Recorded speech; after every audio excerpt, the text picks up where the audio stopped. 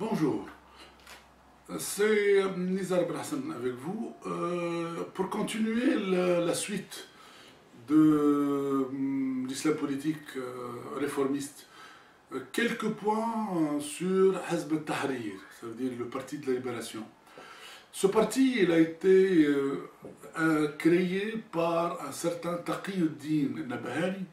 C'est un Palestinien de naissance qui a vécu en Jordanie et il a créé ce parti en 1953. Les motivations de ce parti sont la réinstauration de la khilafa, c'est-à-dire la gouvernance islamique centralisée mais généralisée sur l'ensemble des territoires islamiques, et l'interprétation qu'il donnait de son mouvement. Il considère que tous les problèmes que rencontrent les musulmans dans le monde est dû au fait qu'il n'y a pas de khilafa. C'est-à-dire, tant qu'il n'y a pas de gouvernance centralisée et générale des musulmans par cette forme de gouvernement qui est la khilafa, aucun problème ne pourra être résolu. Donc, la priorité pour lui, c'est l'instauration de la khilafa. Donc, à partir de là, sa stratégie, sa stratégie, c'est de convaincre par la propagande, par le travail de terrain, sur le plan institutionnel, sur l'éducation de la jeunesse, sur le réapprentissage de ses convictions à travers le peuple musulman, pour aboutir à la conviction que la solution c'est la khilafa et qu'on doit l'appliquer pour résoudre l'ensemble des problèmes. Les limites de ce parti étaient le fait que son interprétation de l'histoire, elle est totalement hallucinée par la conviction qu'il y a un complot toujours réalisé, une conspiration qui est toujours établie par le pouvoir anglais. Il considère que l'Angleterre est tellement puissante, tellement machiavélique et tellement malveillante que l'ensemble de ce qui se passe dans le monde arabo-musulman est l'œuvre de la stratégie anglaise, non dite bien sûr, c'est les renseignements, c'est les complots que fait les Anglais essentiellement, et ça revient à renvoyer au partage qui s'est fait en 1916 de Sykes-Picot, et qu'on est resté sur cette profonde conviction que le vrai problème c'est la malveillance anglaise et le complot qui est derrière fait par ces puissances-là. Il malheureusement pour lui a donné des délais qui n'ont pas été respectés, 25 ans pour réaliser la khilafa, mais ça n'a pas eu lieu. Ce personnage est mort en 77 en laissant derrière lui une relève qui propageait et restait sur cette approche des choses. Dire, toujours ces gens-là refusent la démocratie, refusent toute forme d'organisation occidentale. C'est des gens qui considèrent que seul le Coran et la Sunna sont les sources fondamentales et uniques pour eux pour pouvoir gérer les affaires sociales, les affaires économiques, politiques et juridiques du pays. Et malheureusement, ce parti n'a pas eu dans son exercice historique des gros traumatismes. C'est-à-dire ces militants ne sont pas trop confrontés aux appareils d'État, sauf quelques arrestations en Jordanie, mais c'était dû au fait qu'en 67, 68, 69, il y a eu des tentatives de putsch et des conspirations auxquelles le parti Hizb ut-Tahrir était mêlé. C'est pour ça qu'ils ont eu à rendre compte de certains faits. Mais en dehors de ça, il n'y a pas eu, grosso modo, de grande pression politique sur ce mouvement. Hizb ut-Tahrir, donc, il se retrouve un tout petit peu partout, hein, même en Indonésie, hein, en Europe, en Angleterre, dans l'ensemble du monde arabo-musulman qui a des représentations. Il a une organisation internationale avec certaines concordances, des congrès mondiaux qui s'opèrent tous les 2, tous les 3, tous les 5 ans. Bon, c'est un mouvement qui est présent, mais l'impact qu'il a sur les perspectives historiques de la nation, entre guillemets, musulmane, n'est pas très important. Par contre, les frères musulmans, surtout en Égypte, et là je reviens, vont nous permettre par leur exercice politique de comprendre comment de cette famille politique qui est réformiste, qui est politique, est né le courant ou le mouvement djihadiste, qui a, avec son association avec un autre groupement de mouvements politiques islamistes, ont créé le djihadisme ou le salafisme djihadiste. Il faut revenir pour comprendre ce phénomène d'abord parce que ce sont les idées qui sont importantes. Et là, j'insiste bien sur les idées. On ne fait pas, nous, un travail de renseignement, on ne fait pas un travail de repérage de qui que ce soit, on essaye de voir comment les idées forgent l'histoire et comment elle influe la marche de l'humanité. Il y a 2 auteurs majeurs qu'il faut signaler pour comprendre la naissance du djihadisme. Le premier, c'est Abu al-Ala al-Mawdoudi, comme je vous ai dit, celui qui a créé le Jama'a Islamiyya en Pakistan.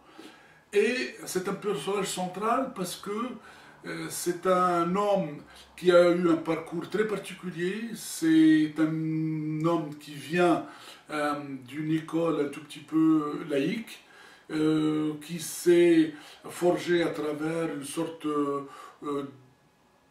d'autodiction, c'est-à-dire qui s'est formé par l'apprentissage qu'il a reçu de son père du Coran et d'un certain nombre d'institutions religieuses qui ne sont pas officielles.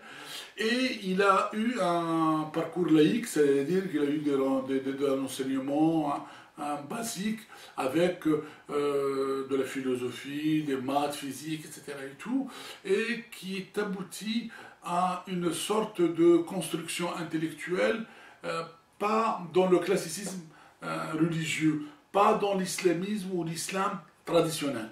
C'est une forme un tout petit peu hybride entre la laïcité et la religiosité qui a donné ce personnage. Et l'originalité de ce personnage, c'est le fait que quand il a abordé des questions importantes telles que le gouvernement, telles que la justice sociale, telles que l'histoire, comment elle s'est redit, il a une approche nouvelle. Et cette approche, elle a conclu, pour lui, d'après son point de vue, à la remise en cause de l'ordre établi. Et ça, c'est un point sur lequel 14 ans ou 14 siècles, les musulmans n'ont jamais accepté de le remettre en cause pour une raison simple, c'est que la remise en cause de l'ordre établi, c'est la fitna, c'est-à-dire les insurrections, les révolutions, et ça c'est une question que l'ensemble des hommes religieux et des intellectuels religieux musulmans ont refusé. Donc Abu al-Mawdoudi, à travers quelques livres, et essentiellement, il a un livre important qui s'appelle Al-Khilafa ou Al-Mulk, ça veut dire la khilafa que je vous ai dit, et le pouvoir ou la gouvernance. Et il montre bien que la gouvernance, il faut qu'elle soit basée sur la justice, et que si un gouverneur ou un sultan ou un roi ou un imam n'est pas juste, il faut le changer. Et le changer par tout moyen. Et là, le moyen que lui, il brandit, c'est le djihad. Maintenant, pour le djihad, je dois vous signaler quelque chose. que doit connaître l'ensemble des musulmans et des arabes, c'est que quand on dit le djihad, on n'a pas besoin de savoir ce que c'est, il a un seul sens, c'est la lutte armée. Maintenant, armée, avec l'épée, avec le couteau, avec un Kalachnikov, avec je ne sais pas. Mais la lutte armée contre un oppresseur, un agresseur, quelqu'un qui est désigné comme ennemi. C'est ça le djihad. Maintenant, aussi, quand on dit le djihad de quelque chose, le sens change. Quand on dit le djihad de nafs, par exemple, le djihad de la personne, ça donnera un autre sens. Mais tant qu'on dit le djihad, il n'a qu'un seul sens. C'est la lutte armée contre un oppresseur. Bon. Maintenant, quand Abou al-Ala Mawdoud il parle du djihad, bien sûr, c'est le djihad qui consiste à se soulever contre un tyran pour le renverser. Bon. C'est une idée nouvelle et elle transgresse l'ordre religieux islamique établi sunnite sur cette coupole qui est les quatre grandes tendances qui n'acceptent en aucune façon la rébellion contre le roi ou le monarque ou le calife ou le gouverneur sous n'importe quel prétexte. Il faut accepter l'ordre établi parce que le fait de se rebeller va générer une révolution. Une révolution, elle est inacceptable en islam. En islam, bien sûr, officiel, en islam totalement assis dans la bienveillance et l'acceptation de la domination. Et bien sûr, cet islam-là consiste à reproduire l'ordre social établi avec les privilèges qui sont de droit. Et ce sont des gens dans leur ensemble qui se complaisent à vivre la domination et à en profiter de cet ordre parce que les religieux, par leur position honorifique, jouissent d'une position privilégiée dans la société. Donc Abou al-Ala Mawdoud, avec ses écrits, avec cette contestation, surtout qu'il ne faut pas oublier que les années 30, 40 et 50 pour la région de l'Inde étaient très agitées. C'était la lutte contre la présence coloniale anglaise, c'était la séparation entre l'Inde en deux parties scindées en 49 qui va ressortir le Pakistan et l'Inde. C'était aussi sur le plan interne une sorte de bouillonnement, de positionnement politique par rapport aux intérêts des Pakistanais de l'époque. Donc, dans cette épistémée politico-géographique de la région de l'Inde, a pu être produit ce genre d'écrit, ce genre de pensée, ce genre d'alternative proposée par Abou al-Ala al-Mawdoudi. L'autre personnage capital qui est à l'origine du djihadisme et qui est l'initiateur idéologique, c'est Sayyid Qutb. Sayyid Qutb, c'est un personnage très particulier.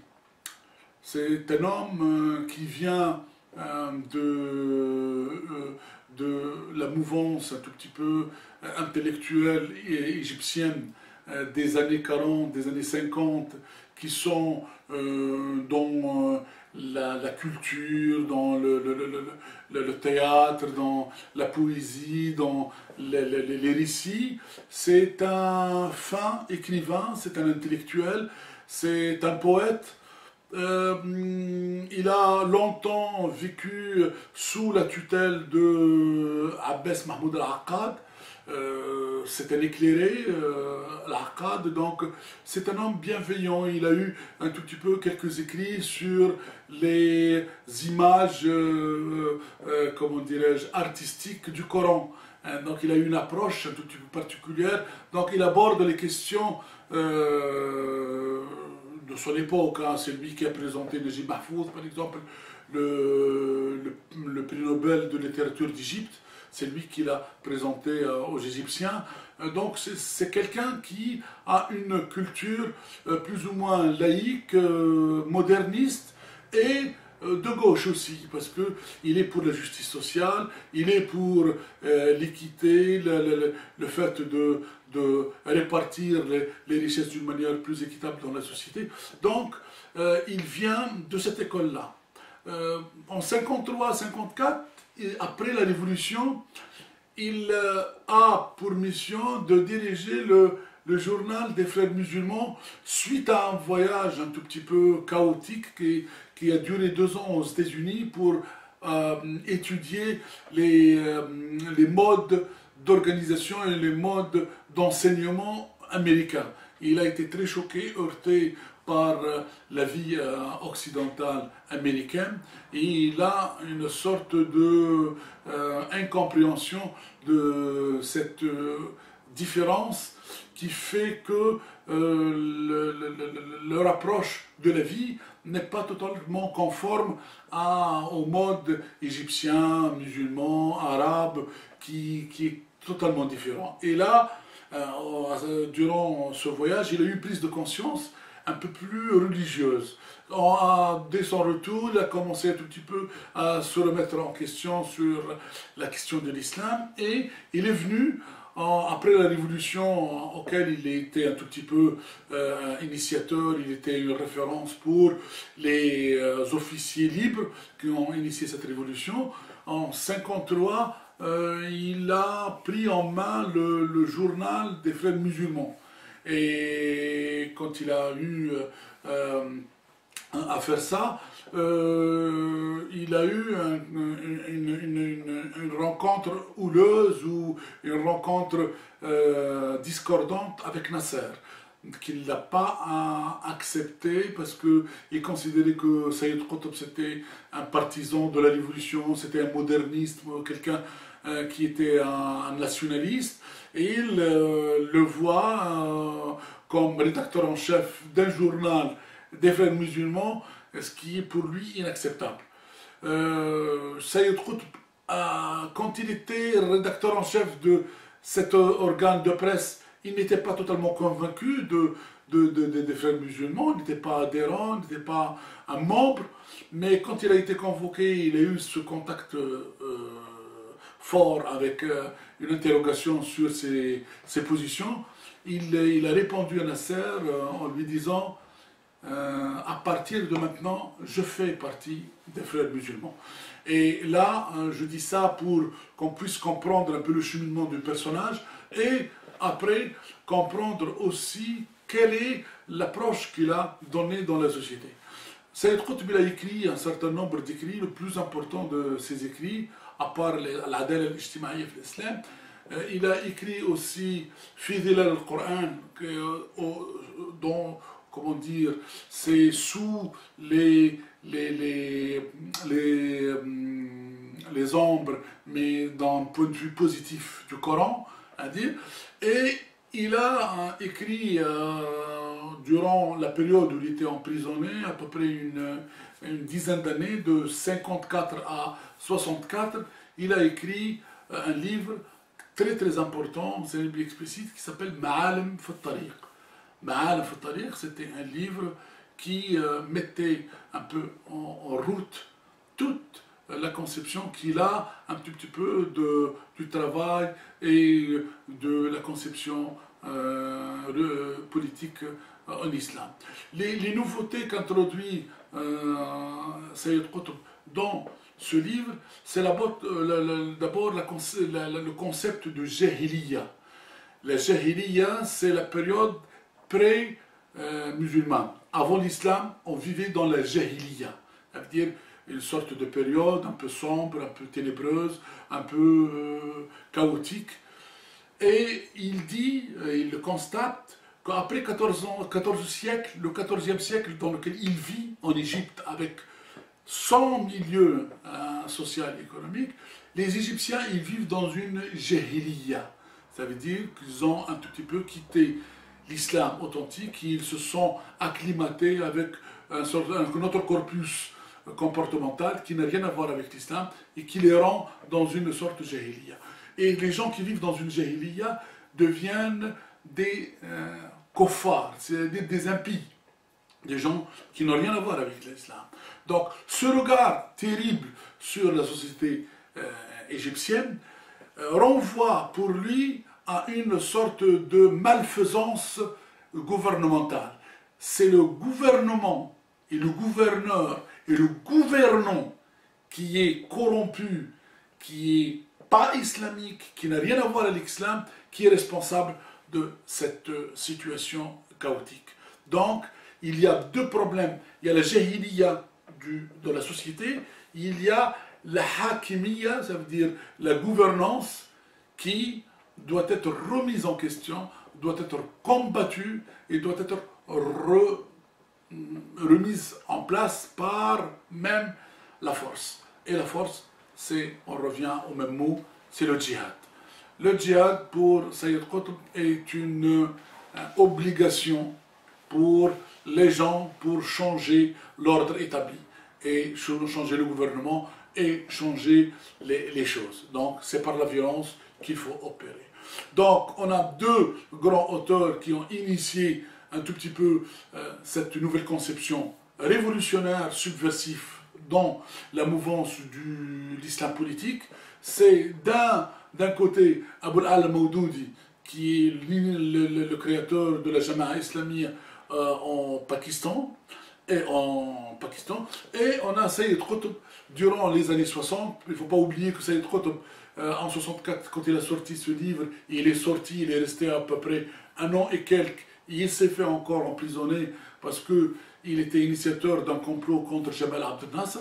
Et il a fini en 66, fin 66, à se faire exécuter parce qu'il est passé devant une cour martiale. La cour martiale, elle a décidé son exécution et il est mort en 66, enfin 66, suite à son exécution.